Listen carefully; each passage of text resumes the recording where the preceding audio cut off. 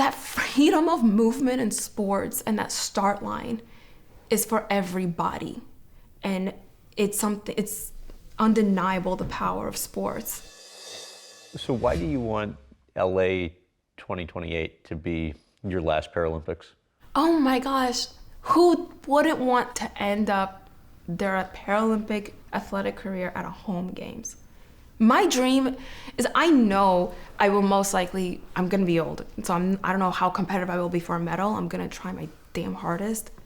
My dream is to be able to be there racing with a next generation of athletes in cycling, or if it's another sport, but in cycling, and seeing that, like, especially for cycling, like, that generation's gonna live on, the sport is going to grow, and just racing with them is what's really, really important. And at home, like, I mean, representing USA and everything, it means, like, if you could see the goosebumps under this, like, I think it's beyond the fact that LA's gonna put on the best games ever. It's showing in the US what's possible. And right now we're looking in the US of women in sports and the gender equality that's happening and the TV coverage. The next big thing that has to happen is the same equality in Paralympic athletes and adaptive sports. And the power of a home games means more opportunities and more doors open for these young kids who are 8 years old that are gonna be able to start sports right away. And instead of needing to Google what that means, and that they can be an athlete and represent Team USA. Why is that so important to you? It's important to me because I didn't have that. And I felt like I found rowing, but it's just creating a more equal society. The sweat equity I put in, the sweat equity, there's nothing different if you're lighting up on the start line, riding a bike with your hands or your legs, or you're swimming blind, whatever it is. That freedom of movement in sports and that start line is for everybody.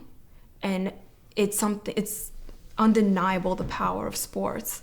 And that's what it should be for everyone, should feel included in that space. You mentioned the idea of coaching. What do you see as post-competing life entailing for you? Oh, man, I don't know if my athletes can handle my mentality and my approach, but... Okay, what would that mentality and approach be? I can't imagine you being as hard on them as like you are on yourself. I like, won't you be, can't but do this, I just and know, all that. like, what Bobby and Randy were for me and what Eileen was for me and my coach Gary now is for me. And all it takes is that right coach to believe in you.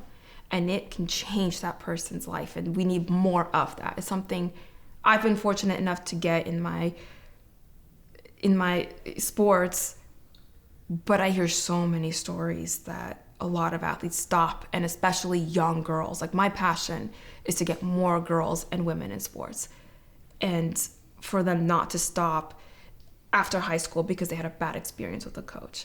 And I love the idea of, too, like, getting more female coaches. Eileen is one of the few rare female high performance directors of the Nordic program, but she was the only a woman's coach, and that's really important to me too. But I think my approach would just be like, just do everything. Whenever you find that thing that you are so excited to get up at 5 a.m, that's your sport, because 5 a.m. is not fun for anyone.